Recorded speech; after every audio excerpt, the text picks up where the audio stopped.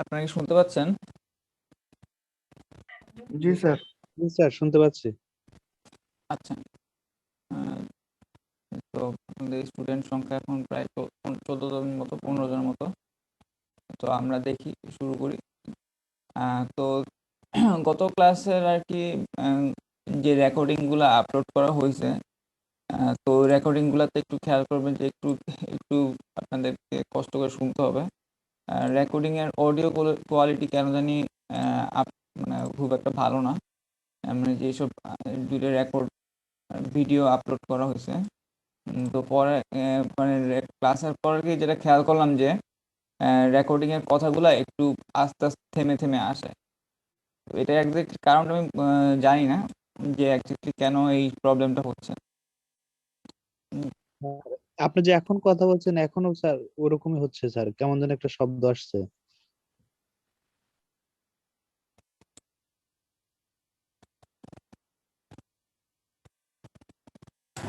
কিন্তু এখন কথা বলার সময় কি ঠিক মতো যাচ্ছে স্যার এখানে? এখন কথাটা একটু লাউডলি আসতেছে আর কি, জি স্যার। আগের তুলনায়। আগের তুলনায় লাউড? জি স্যার। আচ্ছা।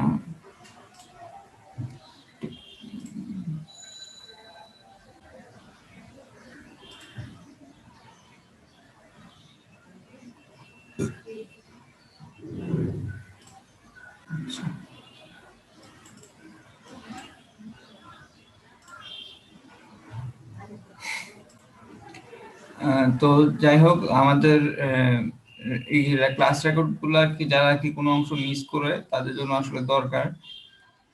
কিন্তু আসলে ওই প্রথম দুটো ক্লাস রেকর্ড একটু আর কি আমার কাছে মনে হয়েছে, জিনিসটা অডিওটা কেমন যেন আটকে আটকে যায়। তো কথাগুলো মানে কথার মাঝখানে মানে কথাটা কন্টিনিউয়াস না, একটু আর কি দেখেন যে আমি কথা বলার সময় কিছুটা গ্যাপ দেই, ঠিক আছে? ওই গ্যাপের সময়টা মনে হয় যেন আটকে গেছে বা এরকম। তো এই বিষয়টা আর কি একটু করে দেখেন, মানে স্যার এটা কি আপনি যে যে থার্ড পার্টি অ্যাপ্লিকেশনটা ইউজ করেন সেটার জন্য নাকি? হতে পারে যে আপনার স্যার এই তাহলে একটা ক্লাস কি জুমের রেকর্ডার দিয়ে রেকর্ড করে দেখবেন, যেটা ওই সমস্যাটা হয় জুম কিনা। রেকর্ডের প্রবলেম হচ্ছে আনফরচুনেটলি যদি কখনো আপনার বন্ধ হয়ে যায়, মানে নেট কানেকশন বন্ধ হয়ে যায়, অনেক ক্ষেত্রে জুম রেকর্ডটা আর পাই না পরে। এখানে কারেন্ট চলে গেলে অবশ্য ওই রেকর্ডের ক্ষেত্রে একই প্রবলেম হতে পারে, আপনার ওবিএস রেকর্ডের ক্ষেত্রেও। হ্যাঁ, জুম রেকর্ডের ক্ষেত্রে প্রবলেমটা হচ্ছে যে এটা মানে এটা এই যে রেকর্ডিংটা অনেক ক্ষেত্রে নেট কানেকশন চলে গেলে, হঠাৎ মিটিংটা বন্ধ হয়ে গেলে তখন পুরোপুরি কনভার্ট হয় না রেকর্ডটা। স্যার স্যার আর একটা কাজ করে দিতে পারে স্যার, আমাদের দুই একজনকে যদি যারা কম্পিউটারে ক্লাস করতেছে তাদেরকে যদি রেকর্ড পারমিশন দিতেন। হ্যাঁ, আপনাদের সাইট থেকে যদি রেকর্ডিং যদি অ্যালাউ করে দেই, তো সেক্ষেত্রে আপনাদের সাইট থেকে রেকর্ডটা করলেন। আর আপনাদের যদি আমার সাইট থেকে যদি অডিও কোয়ালিটি যদি খারাপ হয়, তাহলে সেক্ষেত্রে হয়তো আপনি ওই আপনাদের নিজেদের গ্রুপে আপনাদের ওই রেকর্ডটা শেয়ার করলেন, এটাও হয় আর কি। আচ্ছা, আপনাদের ল্যাপটপ তাহলে আছে কার বা সিআর কে আপনাদের গ্রুপের? আপনাদের সিআর যেন কে? সেলিম রেজা স্যার। আইডি কত? আসসালামু আলাইকুম sir. Selim sir Reza zero. Sir. Selim Reza, আপনার কি ল্যাপটপ আছে? স্যার ল্যাপটপ নাই, ল্যাপটপ সাইফুলের আছে। সাইফুল নরমালি সবসময় রেকর্ড করে স্যার। আচ্ছা, তাহলে ল্যাপটপ যার আছে তাকে আমি একটু যে একটু কাইন্ডলি করেন, জানান আমাকে, তাহলে আমি তাকে রেকর্ডিং এর পারমিশনটা দিয়ে দিই। তাহলে উনি ওনার ল্যাপটপ থেকে রেকর্ডিং করলো। আর যদি আমাদের রেকর্ডিং আমার সাইট থেকে যদি রেকর্ডিং এর কোয়ালিটি যদি খারাপ হয়, তাহলে আপনারা না হয় আপনাদের মধ্যে শেয়ার করলেন রেকর্ডটা। জি স্যার, আমাদের মধ্যে সাইফুল আছে স্যার। সাইফুল, উনি কি এখন আছেন? জি স্যার, অ্যাক্টিভ আছে স্যার। আচ্ছা, আমি আপনাকে দিয়ে সাইফুল দিচ্ছি। হ্যান্ড রাইজ কর। সাইফুল কত যেন আপনার ID? Saiful sir Islam 50। Allow to record, আপনাকে রেকর্ড করার জন্য অ্যালাউ করে দিছি।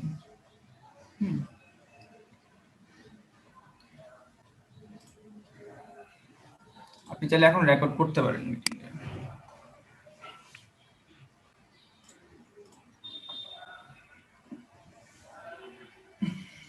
আচ্ছা, তো আমি আমার রেকর্ডটা আর কি আপনাদের গুগল ক্লাসরুমে আপলোড করে দিব। আর যে রেকর্ডটা আপলোড করে দিব। আর ইন কেস যদি আমার রেকর্ড যদি এই ক্লাসের পরও যদি খারাপ হয়, তো সেক্ষেত্রে আপনারা ওই সাইফুল রোল 50 ওনার কাছে যে রেকর্ডটা আছে ওই রেকর্ডটা না হয় নিজেদের মধ্যে শেয়ার করে নিন। হ্যাঁ, আচ্ছা, তো আমরা শুরু করি। আল্লাহর মধ্যে প্রায় 50% স্টুডেন্ট এখন প্রেজেন্ট। আর ক্লাসের টোটাল স্টুডেন্ট অ্যাবাউট 45 অর 46 এর মতো। তো প্রতিদিন ক্লাসে শুরুর প্রায় 15-20 মিনিটের মতো দেখি যে 50% অ্যাটেন্ডেন্স বা তার চেয়ে কম। তো সবাই চেষ্টা করবেন যেন সময় মতো ক্লাসে আসার জন্য, ক্লাসে উপস্থিত থাকার জন্য। মানে অনলাইন ক্লাসের ক্ষেত্রে আপনি যদি চিন্তা করেন যে আমার মানে অ্যাটেন্ডেন্সটাই আসল, ক্লাসে উপস্থিত থাকা বা এটা ক্লাসের যে কথা বলতেছি, হ্যাঁ, এইগুলো শোনাটা খুব একটা জরুরি না। তাই সেক্ষেত্রে আপনি আসলে ভুল করবেন। মানে ফর এক্সাম্পল আপনার পরবর্তীতে রেকর্ডটা থাকলেও আপনার ক্লাস টাইমটা কিন্তু নষ্ট হচ্ছে, ঠিক আছে? মানে আপনার কিন্তু যদি ভার্সিটি খোলা থাকতো, তো সেক্ষেত্রে কিন্তু এই 3 ঘন্টা, এই 1.5 ঘন্টা আপনাকে ভার্সিটিতে থাকা লাগতো ম্যান্ডেটরিতে। তো এই যে সময়টা, এই সময়টা কিন্তু নষ্ট হচ্ছে ইভেনচুয়ালি যদি আপনি না শুনেন। পরে রেকর্ড আছে, এটা ঠিক, রেকর্ড আছে এটা ঠিক কথাটা, কিন্তু এই যে 1.5 ঘন্টার সময় কিন্তু পুরোপুরি ওয়াস্টেজ হয়ে যাচ্ছে, ঠিক আছে? মানে আপনি কোনো কাজেই লাগলো না, সময়টা পুরোপুরি নষ্ট। তার চেয়ে ভালো যে আপনি ক্লাসটা পুরোপুরি মনোযোগ দিয়ে শুনেন, তাই সময়টাও কাজে লাগবে। আর পরে রেকর্ড দেখার সময় এতটা ধৈর্য মানে ধরে শুনতে পারবেন না। হয়তো রেকর্ডের কোথাও কোথাও নয়েজ আছে, তখন রেকর্ডটা শুনতে ভালো লাগবে না। কিন্তু যদি আপনি ক্লাসটা শুনেন, তো সেক্ষেত্রে হয়তো আপনার সময়টাও কাজে লাগলো। আর ক্লাসে যে জায়গাটা আপনি মিস করে গেছেন, যে জায়গাটা আপনি ভালো মতো বুঝতে পারেন নাই, সেই জায়গাটা হয়তো রেকর্ড থেকে একটু দেখে নেওয়ার চেষ্টা করলেন। বা কোনো জায়গায় যদি আপনার নেট প্রবলেমের জন্য যদি কোনো অংশ যদি মিস করে যান, যে 5-10 মিনিট আপনি বাইরে ছিলেন, তখন আপনি ক্লাস ওই রেকর্ডের ওই 5-10 মিনিট একটু দেখে নিলেন। বা ক্লাসটা করা থাকলে পরবর্তীতে রেকর্ডটা কি একটু দ্রুত দেখতে পারবেন, যে রেকর্ডটা 1 ঘন্টার একটা রেকর্ড, 60 মিনিটের একটা রেকর্ড। তো আপনি রেকর্ডটা হয়তো 60 মিনিট না দেখে টেনে টেনে যেসব অংশ আপনার দরকার বুঝেন নাই, এরকম সামারি করে দেখতে পারলেন। তো এটার আপনার কি হেল্প হবে পরবর্তীতে। তো ক্লাসটা শুধুমাত্র অ্যাটেন্ডেন্সের হিসাবে চিন্তা না করে আপনি চিন্তা করেন যে আপনার পরবর্তী প্রিপারেশনের জন্য, আর সময়টাও যাতে কাজে লাগে, ইউজফুল হয়, ঠিক আছে? স্যার জি স্যার রেকর্ড আসলে স্যার তেমন দেখা হয় না স্যার, যে ক্লাসটা আসলে স্যার মূলত করে আর কি স্যার, রেকর্ড থাকে আর কি। না, অনেক স্টুডেন্টই আছে যারা পরবর্তীতে রেকর্ড আছে চিন্তা করে, হ্যাঁ, যারা নিয়মিত ক্লাস করে শুনে তারা তো অবশ্যই আমার মতো তাদের এই ব্যাপারটা খুব অ্যাপ্রিসিয়েট করি। নিয়মিত ক্লাস শোনাটা ভালো অবশ্যই, হ্যাঁ। স্যার কেউ কেউ আছে স্যার যে মানে ক্লাস ঠিক মতো করে না, যে রেকর্ড পরে শুনবো, পরে দেখা যায় ক্লাস হয় না, পরে রেকর্ডও শুনে না, তোমরাই আচ্ছা, সো যাই হোক, তো এটাই আর কি। তো আমরা আজকে শুরু করি। স্যার আমাদের তো অনলাইন ক্লাস করি যখন, তখন তো স্যার আমরা অনেকেই নোট করতে পারি না স্যার, ক্লাসের দিকে অ্যাটেনশন দিতে হয়। এই কারণে স্যার আমাদের রেকর্ড ভিডিওটা থাকলে আমরা পরবর্তী দেখে দেখে আমরা নোট করলাম বা ওটা নিয়ে পড়ি স্যার, এই জন্য আমাদের রেকর্ডটা দরকার হয় স্যার। আচ্ছা, না, ক্লাসে নোট করা মানে বলতে যে বিষয়টা বোঝায় যে মেইন পয়েন্টগুলা আপনার লিখে রাখা। ফর এক্সাম্পল, আমি ক্লাসে কথা বলার সময় কোনো একটা টপিক সম্পর্কে তার মেইন যে বিষয়গুলো আছে, আউটলাইন যেটা আছে ওইটা নিয়ে কিছুটা ডিসকাস করি, বা ফাইনালি কিছু ওইটার যে মেইন যে পয়েন্টগুলা ওগুলা কিন্তু ডিসকাস করি। তো আপনি ওগুলা সম্পর্কে মানে কিওয়ার্ড বা মেইন যে টপিক ওইটা কিভাবে পড়তে হবে, ঠিক আছে? বা ওইটার আপনি বোঝানোর টাইমে যেসব কথাবার্তা বলতেছি, পুরো লাইনটা এক্স্যাক্টলি না তুললেও আপনি হয়তো ওইটার যে কিওয়ার্ড, যে এটার মানে হচ্ছে এটা, ঠিক আছে, এটার মানে হচ্ছে এটা, জাস্ট একটা ইকুয়াল সিম্বল দিয়ে জাস্ট লিখে রাখতে পারেন যে আমি একটা চিত্র ব্যাখ্যা করলাম, তো এই চিত্রের এই অংশটা এই বোঝাচ্ছে, ঠিক আছে। আপনি যা সংক্ষেপে লিখে রাখলেন। নোট করা যে ডিটেলসে কথাগুলো লিখতে থাকে এমনটা না। নোট করা বলতে বোঝায় যে মেইন পয়েন্টগুলো করে রাখা, টুকে রাখা, যাতে পরবর্তীতে যখন আপনি রিভিউ করবেন তখন রিভিউ করার সময় যাতে ওই মেইন পয়েন্টগুলো আপনাকে হেল্প করে আর একটু ভালো করে বুঝতে।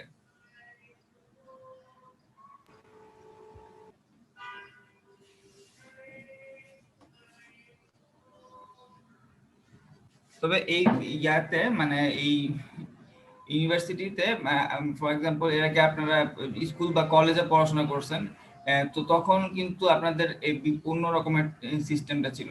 কিন্তু ইউনিভার্সিটি লেভেলে কিন্তু আপনার পড়াশোনার ব্যাপারটা এরকম যে এখানে কিন্তু একজন টিচার থাকে, একজন টিচারই আপনাদের একটা কোর্স সম্পূর্ণটা পড়াচ্ছে, পড়ানোর পর ওই টিচারই আর কি এভালুয়েশনের কাজগুলো করতেছে। তো এখানে আর কি মেইন যে ব্যাপারটা যে কোনো কোর্সের ক্ষেত্রে এই যে ক্লাস নোট, মানে ক্লাসে কি পড়ায় ওই বিষয়টাতে জোর দেয়া। তো মানে টিচার আপনার সম্পূর্ণ সেমিস্টার জুড়ে পড়াবে, আর টিচার সেমিস্টার জুড়ে যা পড়াবে ক্লাসে ওর উপর ভিত্তি করে কিন্তু প্রশ্নগুলো আসে।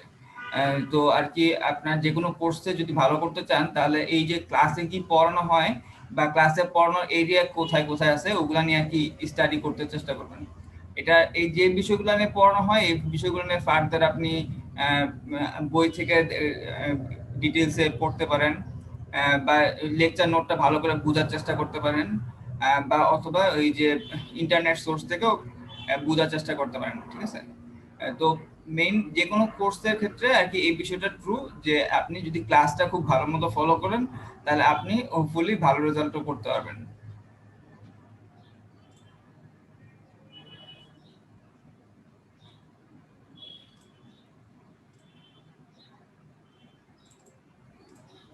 তো গত ক্লাসে আমরা শেষ পর্যন্ত এই যে ডিমোডুলেশন নিয়ে কথা বলতেছিলাম, আর মডুলেশন নিয়ে আমরা গত ক্লাসের পরে আবার ল্যাব ক্লাসেও আমরা ডিমোডুলেশন নিয়ে দেখছি।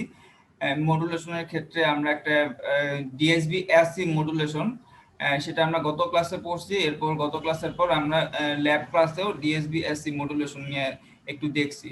যে ডিএসবিএসসি মডুলেশন হচ্ছে যে দুইটা মেসেজ সিগন্যাল আর ক্যারিয়ার সিগন্যাল মাল্টিপ্লাই করা, যার কারণে মেসেজ সিগন্যালের যে স্পেকট্রামটা শিফট হয়ে যায় হাই ফ্রিকোয়েন্সি রেঞ্জে। তো এটা হচ্ছে মডুলেশন ছিল DSBSC modulation, double sideband suppressed carrier modulation. কেন ডাবল সাইডব্যান্ড বলা হয় আর কেন সাপ্রেসড ক্যারিয়ার বলা হয় বিষয়টা নিয়ে আমরা গত ক্লাসে ডিসকাস করছি। যে ডাবল সাইডব্যান্ড বলতে বোঝায় যে এটার দুইটা সাইড ব্যান্ড থাকে, মডুলেটেড সিগন্যালের দুইটা সাইড ব্যান্ড থাকে, একটা হচ্ছে আপার সাইড ব্যান্ড আর একটা লোয়ার সাইড ব্যান্ড, এবং বোথ সাইড ব্যান্ড একই ইনফরমেশন ক্যারি করে। এবং আমাদের যে মডুলেটেড সিগন্যালের স্পেকট্রাম হচ্ছে তার ব্যান্ডউইথ হচ্ছে বেস ব্যান্ড সিগন্যালের দ্বিগুণ। বেস ব্যান্ড সিগন্যালের দ্বিগুণ হচ্ছে আমাদের মডুলেটেড সিগন্যালের স্পেকট্রাম। তো যেটা কি এখানে আরেকটা বিষয় আছে, সেটা হচ্ছে আমাদের এই ক্যারিয়ার ফ্রিকোয়েন্সি অবশ্যই আমাদের যে বেস ব্যান্ড সিগন্যালের যে ব্যান্ডউইথ তার চেয়ে বর্ণনা লাগবে। আচ্ছা,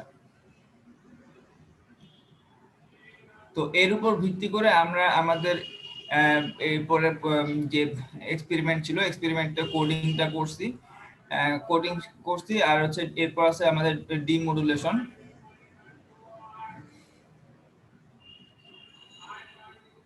তো ডিমোডুলেশন বা ডিটেকশন এটা হচ্ছে আমাদের এই যে আমরা ফ্রিকোয়েন্সি শিফটিং প্রপার্টি ব্যবহার করছি, এখানে ডিমোডুলেশনেও আবার এই ফ্রিকোয়েন্সি শিফটিং প্রপার্টি আবার ব্যবহার করা লাগবে।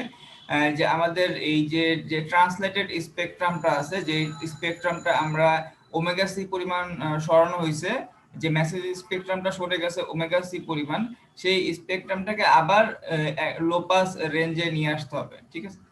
তো এটা হচ্ছে আমাদের ডিমোডুলেশন। যে ডিমোডুলেশনের ক্ষেত্রে মডুলেশনের অপোজিট ঘটনা, যে মডুলেশনের ক্ষেত্রে আমরা মেসেজ সিগন্যালটাকে একটা হাই ফ্রিকোয়েন্সি রেঞ্জে ব্যান্ডউইথে নিয়ে যাচ্ছি। তো যার কারণে আমরা জানি যে আমাদের ক্যারিয়ার কমিউনিকেশনের ক্ষেত্রে আমাদের এটা দরকার যে কোনো একটা চ্যানেলের যে ব্যান্ডউইথ সেই ব্যান্ডউইথের সাথে যাতে আমাদের ইয়াটা মিলে, ফ্রিকোয়েন্সি স্পেকট্রামটা মিলে। ট্রান্সমিশনের জন্য, সুইটেবল ট্রান্সমিশনের জন্য আমরা এই মডুলেশনের কাজটা করি। তো ডিমডুলেশনের ঘটনা ঘটে হচ্ছে রিসিভার প্রান্তে, যখন নাকি আমাদের সিগন্যালটা রিসিভার প্রান্তে পৌঁছায়।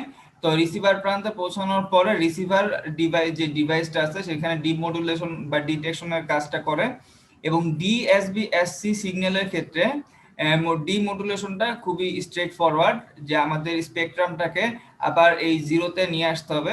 এবং এই ক্ষেত্রে আমাদের যে বিষয়টা করতে হবে তা হচ্ছে আমাদের মেসেজ সিগন্যালটাকে আবার পুনরায় এই একই ফ্রিকোয়েন্সির এবং একই ফেজের ক্যারিয়ার দ্বারা মাল্টিপ্লাই করতে হবে। The process of recovering the signal from the modulated signal, retranslating the spectrum to its original position, is referred to as demodulation or detection. Yes, sir. Acha.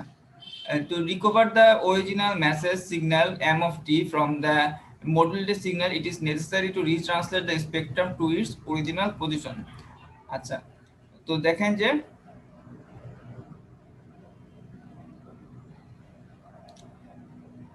আমরা ডিমডুলেশনে গত ক্লাসে এটার ওভারভিউ দেখছিলাম, যে ডিমডুলেশন বলতে বোঝায় যে মানে ডিএসবি এসসি সিগন্যালের ডিমডুলেশন, ডিএসবি এসসি সিগন্যালের ডিমডুলেশন, এটা খুবই স্ট্রেট ফরওয়ার্ড একটা ব্যাপার, যে আমাদের একই ফ্রিকোয়েন্সির এবং একই ফেজে থাকা, সেম ফ্রিকোয়েন্সি সংক্ষেপে ফ্রিক লিখি, সেম ফ্রিকোয়েন্সি এবং সেম ফেজ,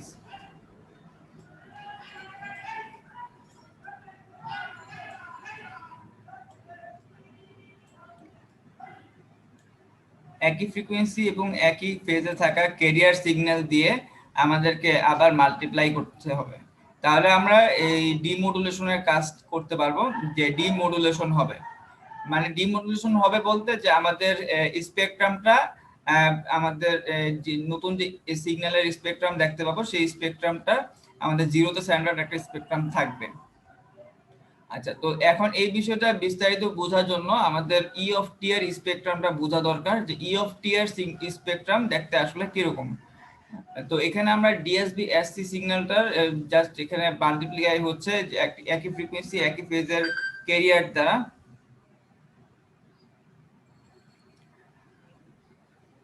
তো আমরা এই ই অফ টি এর স্পেকট্রামটা একটু বোঝার চেষ্টা করি, তাহলে আপনাদের ধারণা পাবেন যে আসলে ই অফ টি জিনিসটা কি। তো দেখেন যে ই অফ টি সিগন্যালটাতে মূলত কি হচ্ছে, যে ই অফ টি সিগন্যালে আমরা যে মডুলেটেড সিগন্যাল ছিল, মডুলেটেড সিগন্যালের সাথে আবারও ক্যারিয়ার সিগন্যালটাকে মাল্টিপ্লাই করতেছি, তাই না? ই অফ টি সিগন্যালটা কিরকম, যে ই অফ টি সিগন্যালটাতে এই মডুলেটেড সিগন্যালের সাথে আবারও একই ফ্রিকোয়েন্সির ক্যারিয়ার সিগন্যাল মাল্টিপ্লাই করা হচ্ছে। তো এখন cos ওমেগা সিটি এবং cos ওমেগা সিটি মাল্টিপ্লাই হওয়ার কারণে cos স্কয়ার ওমেগা সিটি পাচ্ছি। তো আমাদের ই অফ টি হচ্ছে, আমরা লিখতে পারি এরকম, যে E of T equal to M of T cos square omega C T. আর এই cos স্কয়ার ওমেগা সিটি কে আমাদের বেসিক ট্রাইগোনোমেট্রিক ফর্মুলা দ্বারা আমরা এক্সপ্রেস করতে পারি, যে আমরা বেসিক ট্রিগোনোমেট্রিক ফর্মুলা জানি যে 2 cos স্কয়ার x, এটাকে আমরা এক্সপ্রেস করতে পারি যে 1 প্লাস cos 2x দ্বারা। 2 cos স্কয়ার x এটাকে আমরা 1 প্লাস cos 2x দ্বারা প্রকাশ করতে পারি। তো দেখেন যে আমরা তাহলে এই জিনিসটাকে যদি এক্সপ্রেস যদি করি, তো সেক্ষেত্রে আমরা পাই এই টার্মগুলো। দেখেন যে 2 cos স্কয়ার x, তো শুধু cos স্কয়ার x এর ক্ষেত্রে আমাদের এই যে রাইট হ্যান্ড সাইডের যে টার্ম, তার আগে আর কি হাফ দ্বারা মাল্টিপ্লাই হবে, যে half into 1 plus cos 2x। যদি শুধু cos স্কয়ার x হয় তো সেক্ষেত্রে ইকুয়াল টু আমরা লিখতে পারি হাফ 1 প্লাস cos 2x। তো তার জন্য এখানে হাফ আসছে, তো তার সাথে m অফ t মাল্টিপ্লাই করা আছে, half m of t plus m of t multiplied by cos 2 omega ct। এখন এটা হচ্ছে আমাদের টাইম ডোমেইন সিগন্যাল। তো এটা যদি ফ্রিকোয়েন্সি স্পেকট্রাম যদি দেখতে চাই E of omega, E of T সিগন্যালে যদি আমরা দেখতে চাই যে আমরা ফ্রিকোয়েন্সি স্পেকট্রাম দেখবো, তার ফ্রিকোয়েন্সি স্পেকট্রাম দেখতে এরকম হবে, তার ফোরিয়ার ট্রান্সফর্মটা দেখতে এরকম।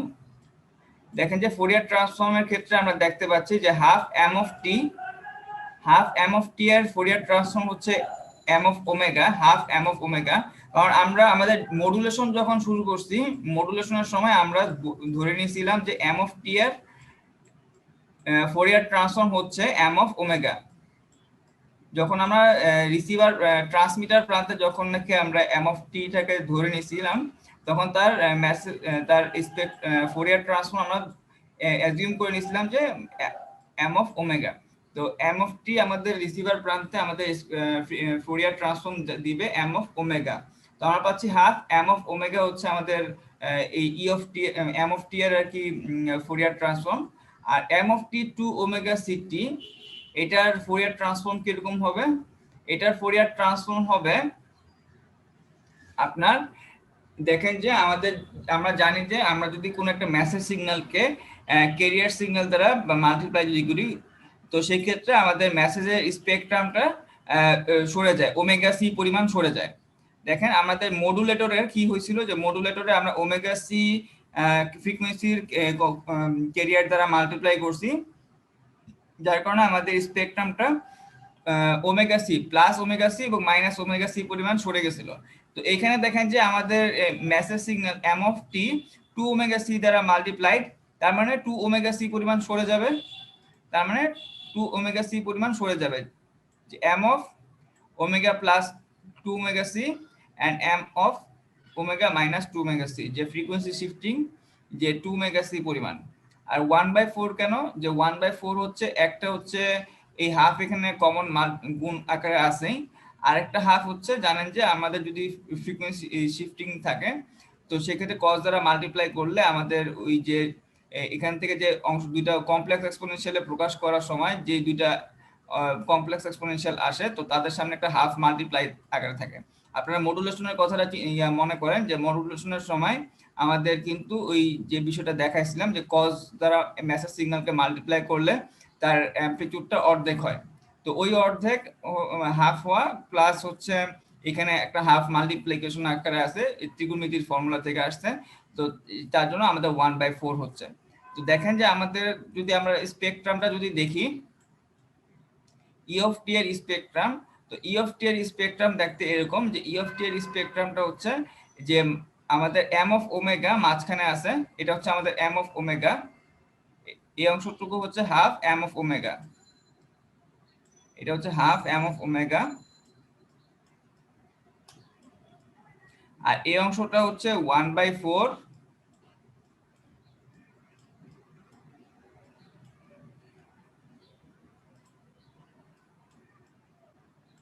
M of omega minus 2 omega C.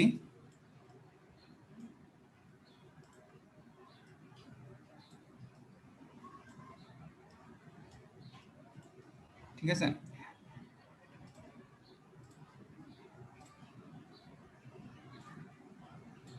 আর এই অংশটা হচ্ছে 1/4 ওমেগা প্লাস 2 ওমেগা সি।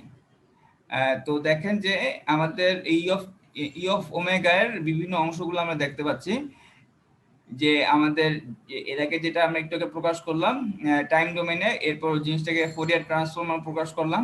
তো স্পেকট্রামের বিভিন্ন অংশগুলো হচ্ছে এরকম। তো এটা হচ্ছে ডিমডুলেশনের পর আমরা দেখতে পাচ্ছি যে আমরা যদি একই ফ্রিকোয়েন্সির ক্যারিয়ার দ্বারা যদি মাল্টিপ্লাই করি, তো সেই ক্ষেত্রে আমরা জিরোতে সেন্টার্ড একটা কম্পোনেন্ট দেখতে পাচ্ছি, যেটা নাকি আমাদের মেসেজ স্পেকট্রামের মতোই, যেটা কিনা আমাদের মেসেজ স্পেকট্রামের মতো। দেখেন আমরা যখন নাকি ডিমডুলেশন করতেছি, তখন আমাদের জিরোতে সেন্টার্ড একটা স্পেকট্রাম দেখতে পাচ্ছি, মানে একটা লো পাস স্পেকট্রাম দেখতে পাচ্ছি আমাদের ডিমডুলেটেড সিগন্যাল যে ই অফ টি তে। তো এখন খেয়াল করেন যে আমাদের ডিমডুলেটেড স্পেকট্রামে আমাদের যেহেতু জিরোতে সেন্টার্ড একটা স্পেকট্রাম দেখতে পাচ্ছি, লো পাস স্পেকট্রাম, আর এখানে হাই ফ্রিকোয়েন্সি দুটো কম্পোনেন্ট আছে 2 ওমেগা সি এবং মাইনাস 2 ওমেগা সি তে। তো দেখেন যে আমাদের যে মেসেজ সিগন্যালের ইনফরমেশন কেবলমাত্র এখানে উপস্থিত। মেসেজ সিগন্যালটা মূলত আমাদের জিরোতে সেন্টার্ড একটা স্পেকট্রাম। তো আমাদের যেহেতু আমাদের ডিমডুলেটরের কাজ হচ্ছে এটা রিসিভার প্রান্তে পুনরায় আমাদের যে মেইন যে অরিজিনাল যে সিগন্যাল সেটাকে জেনারেট করা। তো আমরা জিরোতে আমাদের অরিজিনাল সিগন্যালটা কিন্তু জিরোতে সেন্টার্ড, সো আমাদের এখান থেকে আমরা জিরোতে সেন্টার্ড স্পেকট্রামটাকে রাখবো, আর হচ্ছে হাই ফ্রিকোয়েন্সি যে কম্পোনেন্ট 2 ওমেগা সি এবং মাইনাস 2 ওমেগা সি কম্পোনেন্ট গুলোকে বাদ দিব। 2 মেগাসি মাইনাস 2 মেগাসির কম্পোনেন্ট গুলোকে বাদ দিব। তো জানেন যে আমাদের লো পাস ফিল্টার বলতে যে বোঝায়, লো পাস ফিল্টার এই কাজটা করবে। লো পাস ফিল্টার বলতে বোঝায় যে আমাদের কোন একটা জিরো ফ্রিকোয়েন্সি থেকে সার্টেন একটা হাই ফ্রিকোয়েন্সি পর্যন্ত সে অ্যালাউ করবে, আর তারপরে ফ্রিকোয়েন্সি কম্পোনেন্ট গুলোকে সে অ্যালাউ করবে না। মানে লো পাস ফিল্টারের আমাদের ক্যারেক্টারিস্টিক্স অনেকটা এরকম। এটা হচ্ছে তার অ্যামপ্লিটিউডের সাথে লো পাস ফিল্টারের সম্পর্ক। ঠিক আছে, মানে low pass filter certain high আর কাট অফ ফ্রিকোয়েন্সি পর্যন্ত অ্যালাউ করে। ফর এক্সাম্পল এফএইচ হচ্ছে তার হাই কাট অফ ফ্রিকোয়েন্সি, এবং তার উপরের যে ফ্রিকোয়েন্সির কম্পোনেন্ট গুলো আছে তাকে বাদ দিবে। লো পাস ফিল্টার কি কাজ করে? লো পাস ফিল্টার হচ্ছে এলপিএফ, সংক্ষেপে লিখি। লো পাস ফিল্টারের ফ্রিকোয়েন্সি ক্যারেক্টারিস্টিক্স অনেকটা এরকম, যেখানে ফ্রিকোয়েন্সি ক্যারেক্টারিস্টিক্স সে হচ্ছে এই যে আমাদের এফএইচ বা হাই কাট অফ ফ্রিকোয়েন্সির নিচে যেসব ফ্রিকোয়েন্সি কম্পোনেন্ট আছে তাদেরকে অ্যালাউ করবে, আর এর উপরে যেসব ফ্রিকোয়েন্সি কম্পোনেন্ট আছে তাদেরকে বাদ দিবে। তো খেয়াল করেন যে আমাদের এখানে যদি লো পাস ফিল্টার ব্যবহার করি, যেটা নাকি আমাদের ব্যান্ড এই যে আমাদের যে মেসেজ স্পেকট্রামের মতোই, যার ফ্রিকোয়েন্সি ক্যারেক্টারিস্টিক্স, তো সেটা ব্যবহার করলে আমাদের হাই ফ্রিকোয়েন্সি কম্পোনেন্ট 2 মেগাসি মাইনাস 2 মেগাসি বাদ পড়বে, আর শুধুমাত্র মেসেজ স্পেকট্রামটা থাকবে। তো এখন এই জন্য আমাদের এই ডিভাইসে একটা ডিমোডুলেটরে একটা লো পাস ফিল্টার ব্যবহার করা হয়েছে, এবং যার কারণে শুধুমাত্র এই হাফ এম অফ টি থাকবে, আর বাদ পড়বে হচ্ছে এই M of T cos 2 omega C T. ঠিক আছে, হাফ এম অফ টি থাকবে, যে আমরা আউটপুট হিসেবে পাচ্ছি হাফ এম অফ টি, আর আমাদের এই যে অংশটুকু বাদ করে দিচ্ছে, মানে যেটা নাকি আমাদের হাই ফ্রিকোয়েন্সি কম্পোনেন্ট। আচ্ছা, তো কার কোনো প্রশ্ন আছে?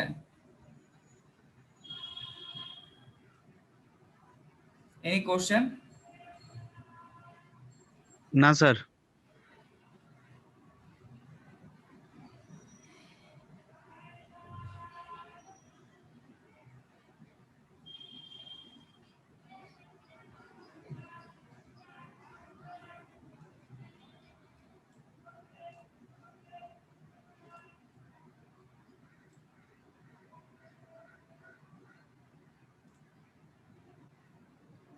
একটু ওয়েট করেন।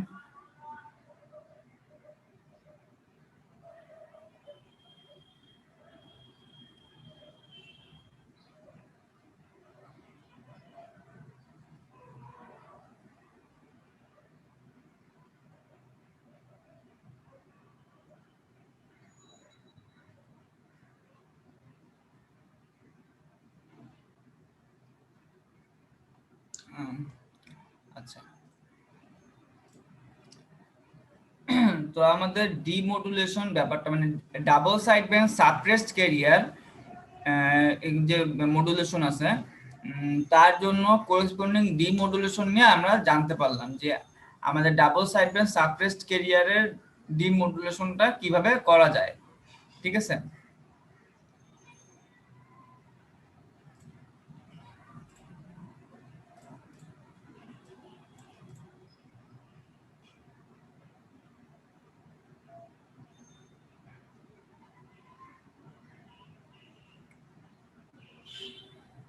আচ্ছা, তো এখানে কি দেখেন যে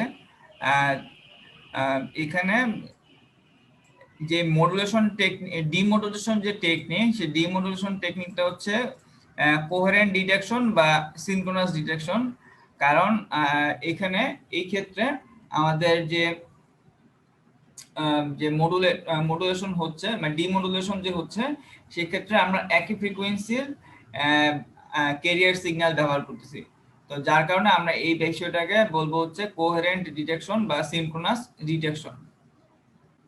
এই ডিমোডুলেশন টেকনিকটাকে বলবো সিনক্রোনাস ডিটেকশন বা কোহেরেন্ট ডিটেকশন।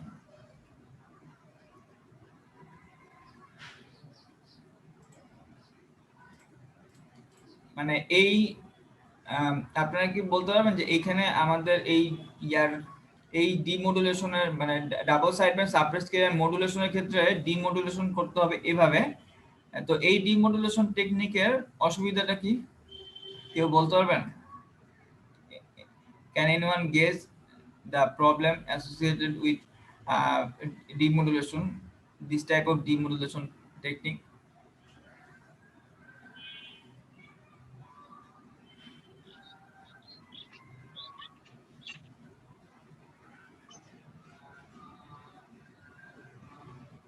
Mm,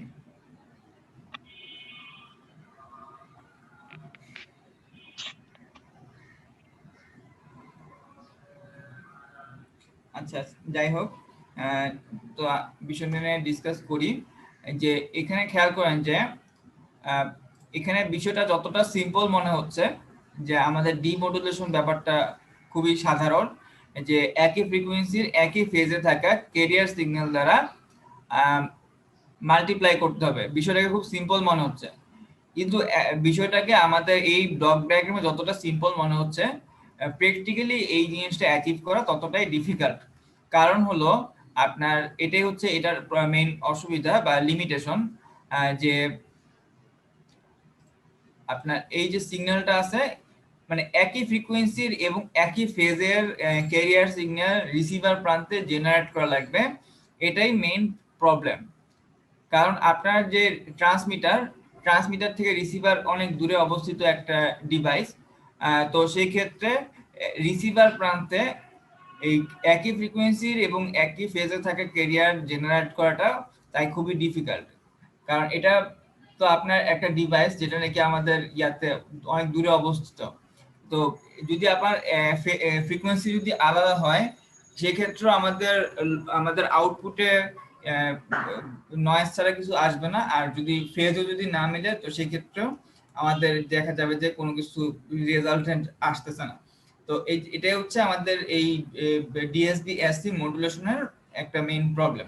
তো আমরা পরবর্তীতে মডুলেশন টেকনিক নিয়ে স্টাডি করব, যেটা নাকি এই ধরনের ডিমodulationকে বা এটার যে লিমিটেশন সেটাকে আর কি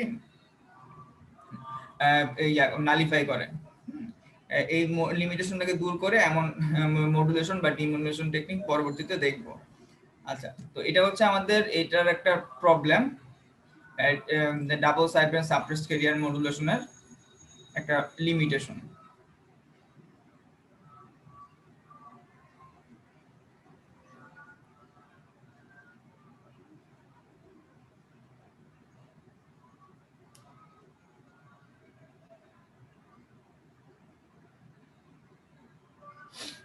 আচ্ছা, এখন আমরা মডুলেশন নিয়ে জানছি। তো মডুলেশন যে ডিভাইসগুলো করে বা ডিমodulation যে ডিভাইসগুলো করে তাদেরকে আমরা বলবো মডুলেটর, আর ডিমodulation যে ডিভাইস দ্বারা অ্যাচিভ করা সম্ভব সেগুলোকে আমরা বলবো ডিমodulator। ঠিক আছে, মডুলেশন যে ডিভাইসগুলো দ্বারা অ্যাচিভ করা যায় তাদেরকে আমরা বলবো মডুলেটর, আর যেগুলোকে ডিমodulation যে ডিভাইসগুলো দ্বারা অ্যাচিভ করা যায় সেগুলোকে বলবো আমরা ডিমodulator। তো এখন এই ধরনের একটা মডুলেটর নিয়ে আমরা ডিসকাস করব, সেটা হচ্ছে নন লিনিয়ার মডুলেটর। মানে আমাদের মডুলেশন কি করে, যে মডুলেশন বলতে আমরা বুঝতে পারি যে ডিএসবি এসসি মডুলেশন, যে দুইটা ক্যারিয়ার সিগন্যাল এবং মেসেজ সিগন্যাল মাল্টিপ্লাই হবে। তো এই মাল্টিপ্লিকেশনটা অ্যাচিভ করা যায় এমন ডিভাইস হচ্ছে মডুলেটর। তো এর মধ্যে একটা টাইপ হচ্ছে নন লিনিয়ার মডুলেটর, যে নন লিনিয়ার মডুলেটর হচ্ছে এই ধরনের একটা device. Modulation can also be achieved by using nonlinear devices such as semiconductor diode or transistor। ঠিক আছে, তো ননলিনিয়ার মডুলেটরটা কিভাবে কাজ করে এটার একটা স্যাম্পল ব্লক ডায়াগ্রাম এখানে দেয়া আছে। যে ননলিনিয়ার ডিভাইস একটা ব্যবহার করা হবে, একটা ননলিনিয়ার ডিভাইস ব্যবহার করা হবে। এখানে জাস্ট একটা এক্সাম্পল দেওয়া হয়েছে যে আমাদের কোন একটা ননলিনিয়ার ডিভাইস যদি এমন হয়, তো সেই ক্ষেত্রে আমরা এই স্কিমেটিকটা ব্যবহার করতে পারি মডুলেটেড সিগন্যাল জেনারেট করার জন্য। যে আমরা জানি যে মডুলেটেড সিগন্যাল বলতে বোঝায় যে আমাদের মেসেজ সিগন্যাল এবং ক্যারিয়ার সিগন্যালের মাল্টিপ্লিকেশন, যে মেসেজটা ক্যারিয়ারের সাথে মাল্টিপ্লাই হবে। তো এই ক্ষেত্রে আমরা এই ধরনের একটা ডিভাইস ব্যবহার করতে পারি। তো ননলিনিয়ার মডুলেটর বলতে যেটা বোঝায় যে আমাদের ননলিনিয়ার যে সিস্টেম, তো সেই ক্ষেত্রে আমাদের ইনপুটের সাথে আউটপুটের সম্পর্কটা হবে এরকম। এখানে যেটা লেখা হয়েছে এটা হচ্ছে আমাদের একটা এক্সাম্পল হিসেবে নেওয়া হয়েছে, উদাহরণ স্বরূপ নেওয়া হয়েছে যে তার সম্পর্কটা এরকম। অন্য বিভিন্ন নন লিনিয়ার ডিভাইসের ক্ষেত্রে এই সম্পর্কটা এক এক রকম হতে পারে, কিন্তু এখানে ফর এক্সাম্পল এখানে সম্পর্কটাকে এভাবে তুলে ধরা হয়েছে যে নন লিনিয়ার ডিভাইস যা ইনপুট এবং আউটপুটের মধ্যে সম্পর্ক এই সমীকরণ দ্বারা প্রকাশ করা হচ্ছে। যে একটা নন লিনিয়ার ডিভাইস যার ইনপুট হচ্ছে x1 অফ t এবং আউটপুট হচ্ছে y1 অফ t, এবং যার ইনপুট এবং আউটপুটের সম্পর্ক হচ্ছে এই ধরনের নন লিনিয়ারলি এভাবে রিলেটেড, এই সমীকরণ দ্বারা রিলেটেড। মানে এটাতে এখানে যে ডিভাইসটা ব্যবহার করা হবে সেই ডিভাইসের ইনপুট এবং আউটপুটের মধ্যে সম্পর্ক এই সমীকরণ দ্বারা প্রকাশ করা হচ্ছে আর কি। তো এখানে বিভিন্ন নন লিনিয়ার ডিভাইসের ক্ষেত্রে সম্পর্কটা আলাদা হবে। তো এই ক্ষেত্রে আর কি উদাহরণস্বরূপ আর কি আমরা একটা সমীকরণ বেছে নিয়েছি। তো আমাদের আর কি এই কোর্সে আর কি মানে সার্কিটরিটা মেইন উদ্দেশ্য না, আমাদের উদ্দেশ্য হচ্ছে যে কিভাবে মডুলেশন করা যায় সেটা নিয়ে বোঝা। তো এখানে আমরা নন লিনিয়ার মডুলেশনের ক্ষেত্রে এইখানে যে ইনপুট আউটপুটের ক্যারেক্টারিস্টিক্স যে নিছি, তো সেই ক্ষেত্রে আমরা যদি ওভারঅল যদি স্কিমেটিকটা যদি দেখি তো সেক্ষেত্রে দেখা যাচ্ছে যে এখানে হচ্ছে আমাদের মেসেজ সিগন্যাল ইনপুট দেওয়া হচ্ছে আর এখানে হচ্ছে ক্যারিয়ার সিগন্যাল। আমাদের ফাইনাল টার্গেট হচ্ছে মেসেজ এবং ক্যারিয়ারের হচ্ছে মাল্টিপ্লিকেশন বের করা বা মাল্টিপ্লিকেশনটা আনা। তো কারণ আমরা জানি যে ক্যারিয়ার এবং মেসেজ যদি মাল্টিপ্লিকেশন আকারে আসে তো সেই ক্ষেত্রে মেসেজের স্পেকট্রামটা ফ্রিকোয়েন্সি শিফটেড হয়ে যাবে, হাই ফ্রিকোয়েন্সি রেঞ্জে বা ওমেগা সি পরিমাণ ফ্রিকোয়েন্সি শিফটিং হবে। তো এর জন্য আমরা এখানে আর কি এই কাজটা করছি যে একটা নন লিনিয়ার ডিভাইস ব্যবহার করছি। তো নন লিনিয়ার ডিভাইস গুলোতে দেখেন যে ইনপুট যাচ্ছে x1 এবং ইনপুট যাচ্ছে আরেকটা নন লিনিয়ার ডিভাইস, এখানে ইনপুট যাচ্ছে x2। তো x1 এবং x2 কিভাবে পাচ্ছি আমরা, এখানে একটা সামিং জাংশন আছে। তো সামিং জাংশনে হচ্ছে আমাদের মেসেজ সিগন্যাল এবং ক্যারিয়ার সিগন্যাল হচ্ছে এখানে যোগ আকারে যাচ্ছে x1 অফ t তে, এবং x2 অফ t তে এখানে আরেকটা সামিং জাংশন আছে যেখানে নাকি ক্যারিয়ার সিগন্যাল থেকে মেসেজ সিগন্যালটা বিয়োগ হচ্ছে।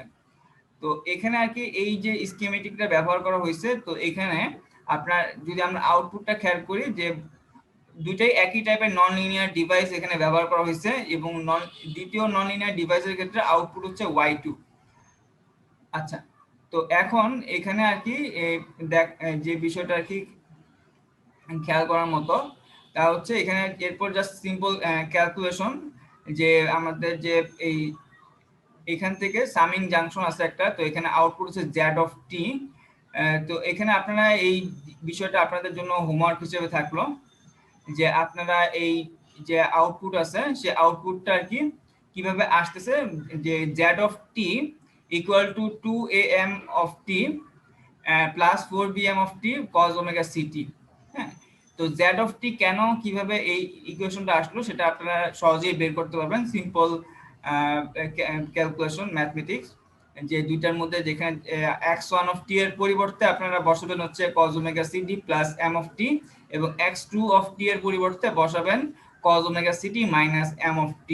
এরপর সিম্পল ক্যালকুলেশনের পরে আপনারা এই যে y1 এবং y2 পাবেন, এবং y1 এবং y2 কে যোগ বিয়োগ করলেই আপনারা z অফ t টা পাবেন। এখানে এই যে এই নন লিনিয়ার মডুলেশনের যে একটা স্কিমেটিক, এখানে এই বিষয়টাকে আমরা কেন এরকম আসতেছে সেটা হচ্ছে যে আমাদের টার্গেট হচ্ছে যে এই সিগন্যালটা অ্যাচিভ করা। তো এই সিগন্যালটা অ্যাচিভ করার জন্য আমরা এখানে একটা নন লিনিয়ার ডিভাইস ব্যবহার করছি। তো এই নন লিনিয়ার ডিভাইস থেকে আমরা যদি এই যে কম্পোনেন্টটা বা এই অংশটুকু যদি পেতে চাই, তো সেই ক্ষেত্রে আমাদের কোরসপন্ডিং যেসব কাজ করা লাগবে তার হলো যে আমাদের একটা সামিং জাংশন লাগবে। তো এই সামিং জাংশনগুলো আমরা সহজেই আমাদের ইলেকট্রিক্যাল সার্কিটরি দ্বারা রিয়েলাইজ করতে পারি। তো দেখেন যে আমাদের যে মডুলেশন যেটা নিয়ে আমরা ডিসকাস করছি সেই মডুলেশনের মধ্যে যে ডিএসবি মডুলেশন, যে মেসেজ এবং ক্যারিয়ার মাল্টিপ্লিকেশন হচ্ছে, কিন্তু মাল্টিপ্লিকেশনটা করবেন কিভাবে, বা করা যায় কিভাবে, সেই টেকনিকটাই আমাদের one of the techniques is এই নন লিনিয়ার মডুলেটর। ঠিক আছে, মাল্টিপ্লিকেশনটা এই গুণটা করার উপায়টা কি, বা এই যে প্রোডাক্ট টার্ম, এই প্রোডাক্ট টার্মটা পাওয়ার ওয়ে কি, সে one of the way is to use this type of non linear device. যে একটা নন লিনিয়ার ডিভাইস যার ইনপুট আউটপুট ক্যারেক্টারিস্টিক্স হচ্ছে এই রকম, এবং তার করেসপন্ডিং যে ফার্দার যে সাপোর্টিং যে ডিভাইস দরকার তার মধ্যে আছে এই ধরনের সামিং জাংশন গুলো। তো এই ধরনের সামিং জাংশন বা নন লিনিয়ার ডিভাইস আমরা ইলেকট্রনিক কম্পোনেন্ট দিয়ে আমরা বিল্ড করতে পারবো বা তৈরি করতে পারবো। তো যার ফলে আমরা রেজাল্টেন্ট হিসেবে আমরা এই ধরনের আমাদের ফ্রিকোয়েন্সি স্পেকট্রাম পাবো, যেটা কিনা মডুলেটেড সিগন্যাল, মানে ডিএসবি এসসি মডুলেটেড সিগন্যাল। তো আমি এই ভিতরের সিম্পল ক্যালকুলেশনগুলো আর দেখাবো না, আপনারা এটা হোমওয়ার্ক হিসেবে জিনিসটা বাসায় ক্যালকুলেশন ডিটেলসে ক্যালকুলেশন করে দেখবেন যে আমাদের জেড অফ টি সিগন্যালটা কেন এবং কিভাবে এই ইকুয়েশনটা আসলো। এখানে Y of T, Y one এবং ওয়াই টু সিগন্যাল দুটো বের করলেই ইকুয়েশন ক্যালকুলেশন করে বের করলেই আপনারা জেড অফ টি সহজেই বের করতে পারবেন। তো খেয়াল করেন যে জেড অফ টি সিগন্যালটার মধ্যে দুইটা অংশ আছে, একটা হচ্ছে আমাদের মেসেজ সিগন্যাল আর একটা হচ্ছে মডুলেটেড সিগন্যাল। একটা হচ্ছে মেসেজ সিগন্যাল আর একটা হচ্ছে মডুলেটেড সিগন্যাল, দুইটা অংশ আছে। তো আমাদের মডুলেটেড স্পেকট্রামে আমাদের শুধু কেবলমাত্র মডুলেটেড অংশটুকু থাকলেই হবে, যেটা আমরা ট্রান্সমিট করব সেই ট্রান্সমিটেড সিগন্যালটার মধ্যে শুধুমাত্র মডুলেটেড সিগন্যালটা থাকলেই হবে, এই মেসেজ কম্পোনেন্ট আমাদের এলিমিনেট করা লাগবে। তো মেসেজ স্পেকট্রামটাকে আমরা যদি এলিমিনেট করতে চাই, যেটা নাকি একটা জিরোতে সেন্টার্ড একটা স্পেকট্রাম মেসেজ, তো এটাকে এলিমিনেট করার জন্য আমরা একটা ব্যান্ড পাস ফিল্টার ব্যবহার করব, যেটা টিউন করা আছে প্লাস মাইনাস ওমেগা সি তে। ব্যান্ড পাস ফিল্টার হচ্ছে এক ধরনের ডিভাইস, এক ধরনের ফিল্টারিং ডিভাইস, যেটা কিনা একটা নির্দিষ্ট সার্টেন ফ্রিকোয়েন্সি রেঞ্জ, একটা নির্দিষ্ট ফ্রিকোয়েন্সি রেঞ্জে সে কাজ করে। ফর এক্সাম্পল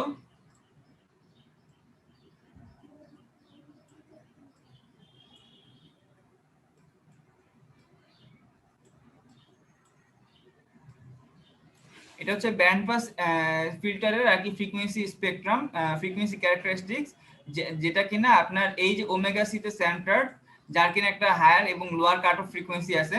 সেন্টার ফ্রিকোয়েন্সি হচ্ছে ওমেগা সি, কিন্তু তার একটা হায়ার এবং লোয়ার কাট অফ ফ্রিকোয়েন্সি আছে। এবং ওই নির্দিষ্ট ফ্রিকোয়েন্সি রেঞ্জের মানে সে কম্পোনেন্টগুলোকে অ্যালাউ করে, এর বাইরের যে ফ্রিকোয়েন্সি কম্পোনেন্ট আছে উপরের হোক বা নিচের হোক, নিচের ফ্রিকোয়েন্সি কম্পোনেন্ট তাদেরকে সে বাদ দেয়। তো এখানে আমরা একটা ব্যান্ড পাস ফিল্টার ব্যবহার করব, যেটা নাকি টিউন করা আছে প্লাস মাইনাস ওমেগা সি তে, মানে ওমেগা সি ফ্রিকোয়েন্সি যেটা নাকি আমাদের ক্যারিয়ার ফ্রিকোয়েন্সিতে টিউন করা আছে, আমরা একটা ব্যান্ড পাস ফিল্টার বিপিএফ ব্যবহার করব, যার কারণে আমাদের এই মেসেজ স্পেকট্রামটা বাদ পড়ে এবং কেবল মডুলেটেড স্পেকট্রামটা থাকে। তো এইভাবে আমরা এই যে নন লিনিয়ার যে মডুলেটর আছে, এই নন লিনিয়ার মডুলেটর ব্যবহার করে এই আমাদের এই মডুলেটেড সিগন্যালটা অ্যাচিভ করতে পারি। তো this is one of the techniques to achieve the modulated signal or the multiplication of the message signal and the carrier signal. আচ্ছা, তো নন লিনিয়ার মডুলেটর গেল। Any question?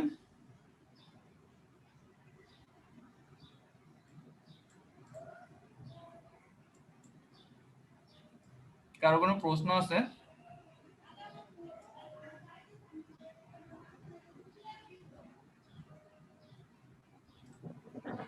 স্যার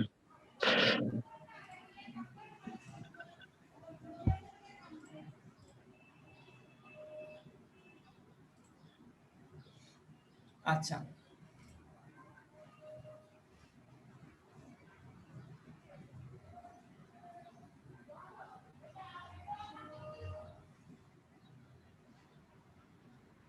তো এখানে একটা বিষয় আর কি ইয়া আছে,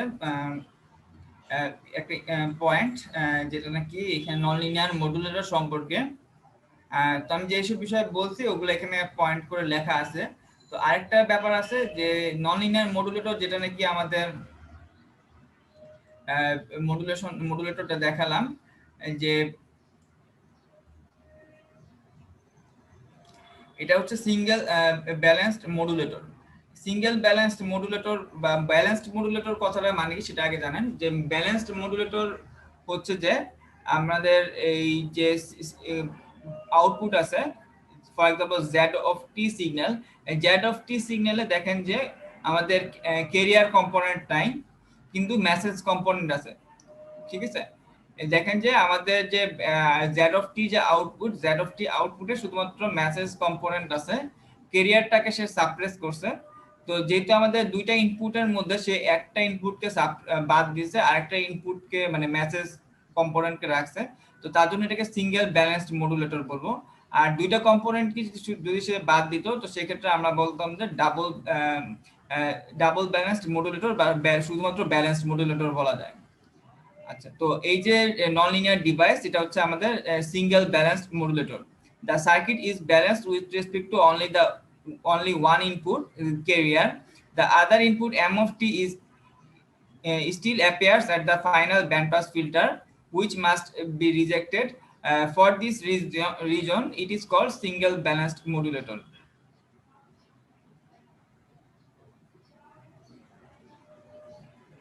আচ্ছা,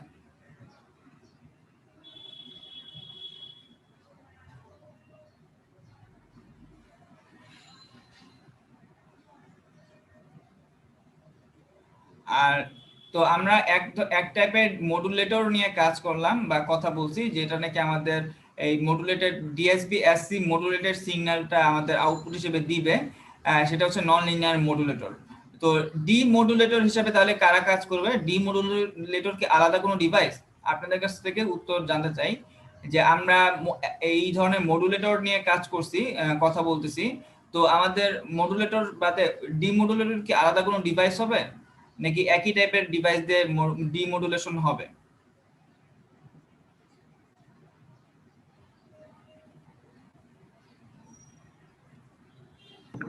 স্যার একই টাইপের ডিভাইস হবে স্যার। আপনারা তো সঠিক যে একই টাইপের ডিভাইস দিয়ে ডিমodulation হবে, কারণ ডিএসবি এসসি এর যে ডিমodulation সেই ক্ষেত্রে আমাদের মডুলেশনের ক্ষেত্রে যা করা হচ্ছে ডিমodulationও তাই করা হচ্ছে, শুধুমাত্র ডিমodulationের ক্ষেত্রে আমাদের ফিল্টারটা পরিবর্তন করা লাগবে। তো as discussed earlier, demodulation of a DSB SC signal is identical to modulation. For multiply modulator at the receiver, we multiply the incoming signal by a local carrier of frequency and phase in synchronism with the carrier as used at the modulator. The product is then passed through low pass filter. In the nonlinear modulator, the multiplier output is passed through a bandpass filter tuned to omega c, whereas in the demodulator, the multiplier output is passed through a low pass filter. Therefore, all the modulators discussed earlier can also be used as demodulators, provided the bandpass filter at the output are replaced by low pass filters of bandwidth B. Acha. For demodulation, the receiver must generate a carrier in phase and frequency synchronism with the incoming carrier. আচ্ছা, তো এই বিষয়টা আমরা জানি। তো আমরা যেটা বুঝলাম যে আমাদের যেসব ডিএসবিএসসি মডুলেশনের ক্ষেত্রে আমরা যে ডিভাইসটা ব্যবহার করি, ডিমodulationের ক্ষেত্রেও একই ডিভাইস ব্যবহার করা যাবে। ডিমodulationের ক্ষেত্রেও একই রকমের ডিভাইস ব্যবহার করা যাবে।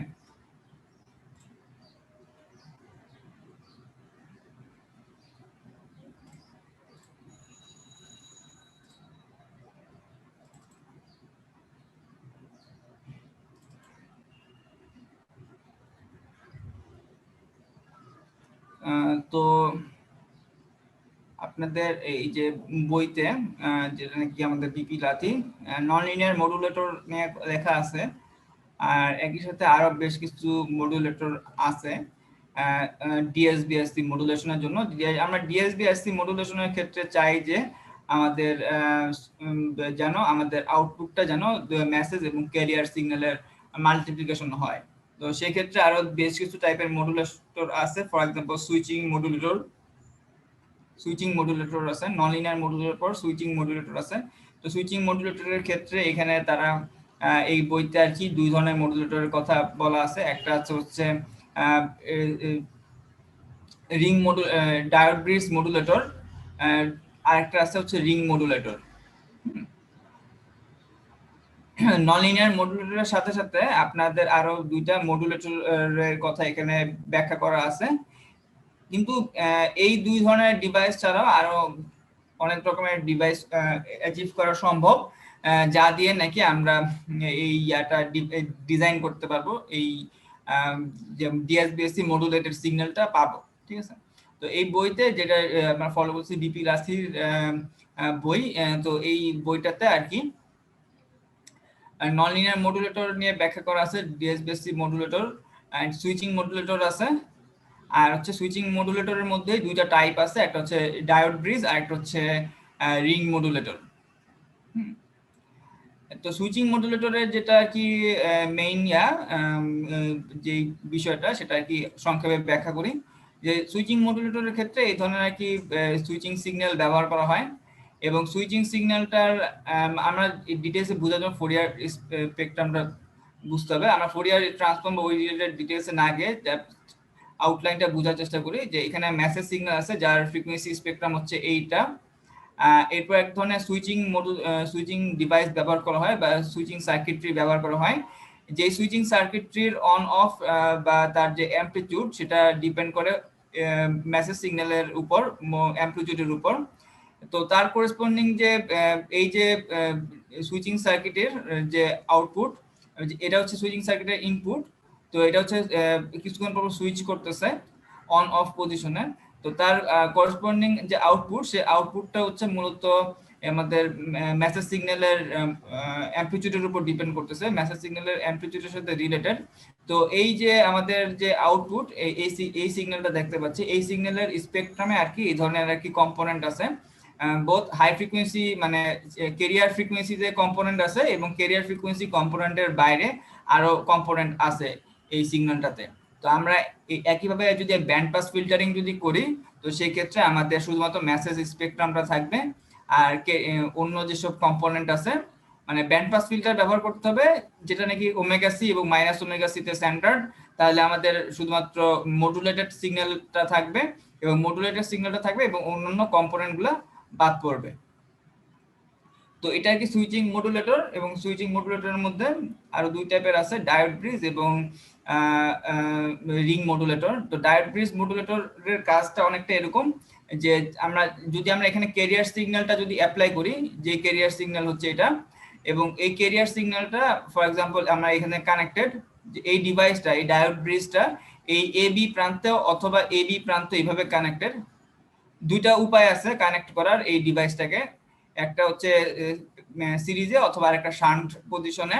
তো এখানে যে ঘটনাটা ঘটবে এটার বিষয়টা এরকম, যে আমাদের এই যে ডায়োডগুলো আছে, ডায়োডগুলোর অন অফ নির্ভর করবে হচ্ছে মেসেজ সিগন্যালের উপর, এবং মেসেজ সিগন্যালের উপর ডিপেন্ড করে আমাদের ডায়োডগুলো অন অফ থাকবে, এবং তার করেসপন্ডিং অন অফ টাইমে আমাদের এই ক্যারিয়ার সিগন্যালটা ফ্লো করবে, এবং ক্যারিয়ার সিগন্যালটা ফ্লো হওয়ার কারণে আমরা আউটপুটে আমাদের যে মডুলেটেড সিগন্যাল, সেই মডুলেটেড সিগন্যালটা পাবো। আমাদের মানে সামারিটা এরকম, মানে ব্যাপারটা এরকম যে আমাদের মেসেজ সিগন্যালটা যতক্ষণ অন থাকবে তার উপর ডিপেন্ড করে আমাদের ডায়োডগুলো পজিটিভ হাফ সাইকেল বা নেগেটিভ হাফ সাইকেলে অন অফ থাকবে, এবং তার করেসপন্ডিং টাইম সময় জুড়ে আমাদের ক্যারিয়ার সিগন্যালটা ফ্লো করবে, এবং ক্যারিয়ার সিগন্যালটা ফ্লো করার কারণে আমরা করেসপন্ডিং তার যে ইয়াটা মডুলেটেড সিগন্যালটা আউটপুটে পাবো। এই ব্যান্ড পাস ফিল্টারিং এর মাধ্যমে আমাদের মেসেজ কম্পোনেন্টটাকে বাদ দেওয়া হবে এবং ক্যারিয়ার কম্পোনেন্টটাকে রাখা হবে, এবং আউটপুটে আমরা মডুলেটেড সিগন্যালটা দেখতে পাবো। আচ্ছা, তো এখানে আর কি অন অফ এর ভিত্তিতে আর কি জিনিসটা কাজ করতেছে, তো এটাকে আমরা সুইচিং মডুলেটর বলতে পারি। আর একইভাবে আরেক ধরনের ডিভাইস আছে, এটা হচ্ছে ডায়োড ব্রিজ, না এটাকে রিং মডুলেটর বলে। আগেটা ছিল ডায়োড ব্রিজ, এটা হচ্ছে রিং, এরপরে যেটা আছে এটা হচ্ছে রিং মডুলেটর। এটারও আপনার ওয়ার্কিং প্রিন্সিপাল অলমোস্ট সিমিলার, যে আমাদের ডায়োডগুলোর on off time, on off এর উপর ডিপেন্ড করে হচ্ছে আমাদের এই ক্যারিয়ারটা কখন ফ্লো করবে কখন ফ্লো করবে না। মেসেজ সিগন্যালের উপর ডিপেন্ড করে ডায়োডগুলো অন বা অফ থাকে, এবং তার উপর ভিত্তি করে আমাদের ক্যারিয়ারটা ফ্লো করে, এবং আমাদের ব্যান্ড পাস ফিল্টার কাজ করে যাতে আমাদের মেসেজ সিগন্যালের কম্পোনেন্টকে বাদ দেওয়া হয় এবং কেবলমাত্র ক্যারিয়ার কম্পোনেন্ট বা ওমেগা সি তে সেন্টার্ড কম্পোনেন্টকে রাখা হয়, যার রেজাল্টেন্ট হিসেবে আমরা এই মডুলেটেড সিগন্যাল পাবো। তো এভাবে আর কি আমাদের আরো দুইটা মডুলেটর কাজ করে। তো এই এই যে দুইটা মডুলেটর নিয়ে বললাম, যে একটা হচ্ছে ডায়োড ব্রিজ আর একটা হচ্ছে আপনাদের রিং মডুলেটর। এই দুইটা বিষয় নিয়ে আপনারা বিস্তারিত এইখান থেকে স্টাডি করবেন। এটা বিস্তারিত স্টাডি করে আপনাদের টপিক হিসেবে রাখলাম।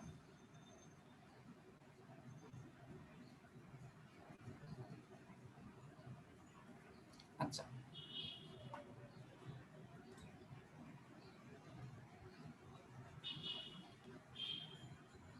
তো এনি কোশ্চেন?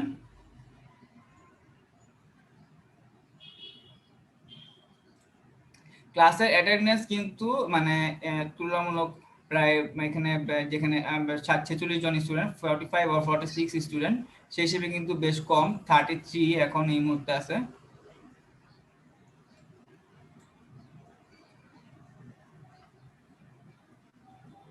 আসসালামু আলাইকুম। ওয়ালাইকুম আসসালাম, কে বলছেন? স্যার আমি ইসরাত জাহান দোলা বলছিলাম অনেক ব্যস্ত থেকে। হ্যাঁ বলেন। স্যার অনেক সময় দেখা গেছে কি মাঝে মাঝে আমাদের কানেকশনটা মানে ডিসকানেক্ট হয়ে যায়, আমরা ইয়া থেকে বের হয়ে যাই, তো পরবর্তীতে দেখা গেছে 2-4 মিনিটের মধ্যেই যদি আবার এন্ট্রি করি ক্লাসে, তখন দেখা গেছে চ্যাট বক্সে আমাদের আইডিটা থাকে না। তো তখন কি নতুন করে আবার আইডি দেওয়ার দরকার আছে, না পুরনো হিস্ট্রিতেই হবে? না, এখানে আপনি জয়েনিং করার সময় আপনার সবাই অবশ্যই আপনাদের আইডি এবং নাম দুইটাই হচ্ছে লিখে রাখবেন। তো এটা কি জুমের যে অ্যাটেন্ডেন্স আছে, ওই অ্যাটেন্ডেন্স থেকে, পার্টিসিপেন্ট লিস্ট থেকে আপনার অ্যাটেন্ডেন্সটা পেয়ে যাব আমি। ওকে।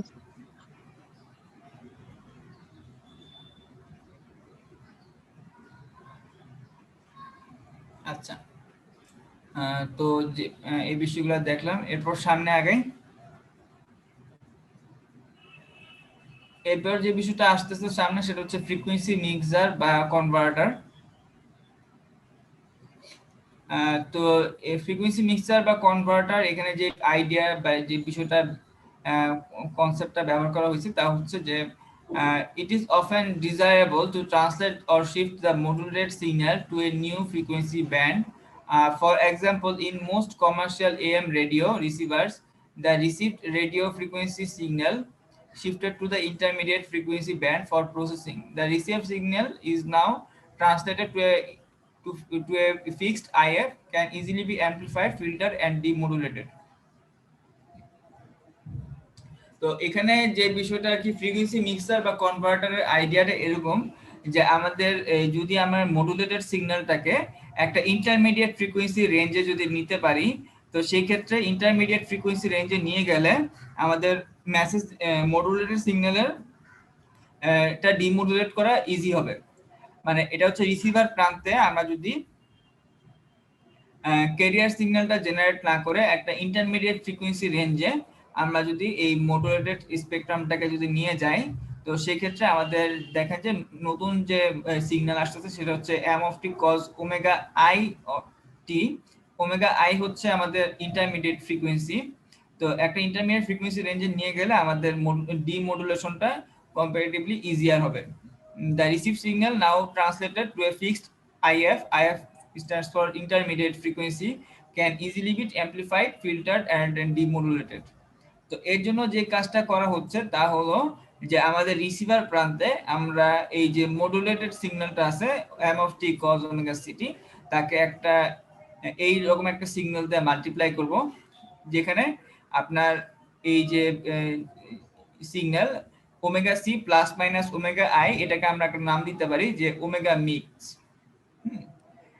যেখানে হচ্ছে ওমেগা মিক্স হচ্ছে either omega C minus omega I হতে পারে, অথবা ওমেগা মিক্স এই ফ্রিকোয়েন্সিটা omega C plus omega I হতে পারে। দুইটার একটা, যেখানে প্লাস মাইনাস সিম্বল আছে। তো প্লাস মাইনাস সিম্বল দ্বারা বুঝতে পারতেছি যে আমাদের যে মাল্টিপ্লিকেশনটা, সেই মাল্টিপ্লিকেশনটা হচ্ছে ওমেগা মিক্সের সাথে। দেখেন যে আমাদের এক্স অফ টি সিগন্যাল, খেয়াল করেন যে আমাদের এক্স অফ টি সিগন্যাল, তো এক্স অফ টি সিগন্যালটা হচ্ছে যে আমাদের এখানে হচ্ছে যে 2m of T cos omega city, এটা তো আমাদের ইনকামিং সিগন্যাল। আর ওমেগা কজ ওমেগা মিক্স টি, এটা হচ্ছে এই সিগন্যালটা। আচ্ছা, তো এখন আমরা এই যে এখানে যে বিষয়টা আছে তা হলো আমরা যদি এইখানে দেখতে পাচ্ছেন যে 2 ওমেগা সি ওমেগা মিক্স, তো এই বিষয়টাকে আমরা 2 cos a cos b দ্বারা প্রকাশ করতে পারি। একটা trigonometric formula 2 cos a cos b এবং 2 cos a cos b বলতে বোঝায় যে cos a plus b plus cos a minus b। এই বিষয়টা আপনারা জানেন হয়তো যে ত্রিগোণমিতিক এই বেসিক ফর্মুলাটা যে cos 2 cos a cos b, এইটাকে আমরা এইভাবে লিখতে পারি যে cos a plus b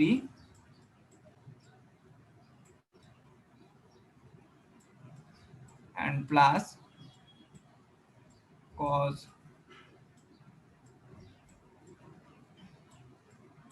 a minus b।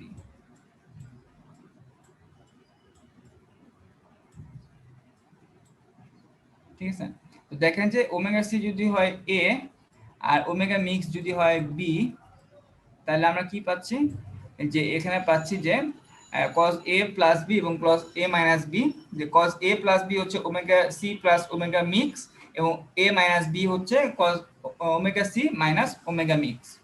আচ্ছা, তো এখন দেখেন যে আমাদের এই যে সিগন্যালটা, এই সিগন্যালটা হচ্ছে আমাদের আইদার ওমেগা মিক্স বলতে আমরা আইদার দুই ধরনের অপশন আছে, আমাদের ওমেগা মিক্স বলতে আমাদের দুই ধরনের অপশন আছে, আইদার জিনিসটা প্লাস হতে পারে অথবা ওমেগা মিক্স বলতে আমরা এই ফ্রিকোয়েন্সিটা নিতে পারি। ওমেগা মিক্স বলতে আমরা দুই ধরনের ফ্রিকোয়েন্সি নিতে পারি, একটা হচ্ছে ক্যারিয়ার ফ্রিকোয়েন্সির সাথে ইন্টারমিডিয়েট ফ্রিকোয়েন্সি বিয়োগ, আর একটা ওমেগা মিক্স বলতে আরেক ধরনের ফ্রিকোয়েন্সি নিতে পারি ওমেগা সি এর সাথে ইন্টারমিডিয়েট ফ্রিকোয়েন্সি যোগ। যদি আমরা এখানে ওমেগা মিক্সের পরিবর্তে আমরা এইটাকে যদি রিপ্লেস করি তাহলে দেখেন যে কি পাচ্ছি যে ওমেগা মিক্সের পরিবর্তে এটাকে যদি রিপ্লেস করি তাহলে যে কোনো একটা অংশে আমাদের শুধুমাত্র ওমেগা আই থাকবে এবং আরেকটা অংশে 2 ওমেগা সি থাকবে। খেয়াল করেন যে আমাদের এই কাজটা করার উদ্দেশ্য কি? কাজটা করার উদ্দেশ্য হচ্ছে m of t cos omega I generate করা। তো তার জন্য আমরা একটা ওমেগা মিক্স একটা ফ্রিকোয়েন্সি সিলেক্ট করতেছি, যেই ফ্রিকোয়েন্সিটা either omega C minus omega I or omega C plus omega I হবে। তো যেখানে ওমেগা মিক্স ইকুয়াল টু যদি এটা যদি সিলেক্ট করি বিয়োগ অথবা যোগ যে কোনো একটা যদি সিলেক্ট করি তার রেজাল্টগুলো পরবর্তী স্লাইডে লেখা আছে, ওইটা দেখতে পাচ্ছি না, তো সরি এখানেই তো লেখা আছে। তো আমরা যদি ওমেগা মিক্স যদি সিলেক্ট করি তো সেই ক্ষেত্রে দেখেন যে যদি বিয়োগ যদি সিলেক্ট করি তো সেই ক্ষেত্রে আমাদের রেজাল্ট আসতেছে এরকম cos omega I plus cos omega 2 cos 2 omega C minus omega I. আর যদি প্লাস যদি সিলেক্ট করি তো সেই ক্ষেত্রে আমাদের রেজাল্ট আসতেছে এরকম যে cos omega I plus cos 2 omega C plus omega I. তো খেয়াল করেন যে আমরা একটা ব্যান্ড পাস ফিল্টার ব্যবহার করছি যেটা নাকি টিউন করা ওমেগা আই তে, এবং আমাদের যদি যেহেতু ব্যান্ড পাস ফিল্টার যদি ব্যবহার করি তাহলে আমাদের এই অংশগুলো বাদ পড়বে, এই ফ্রিকোয়েন্সি কম্পোনেন্ট অংশগুলো বাদ পড়বে, শুধুমাত্র ওমেগা আই তে সেন্টার্ড অংশটা থাকবে,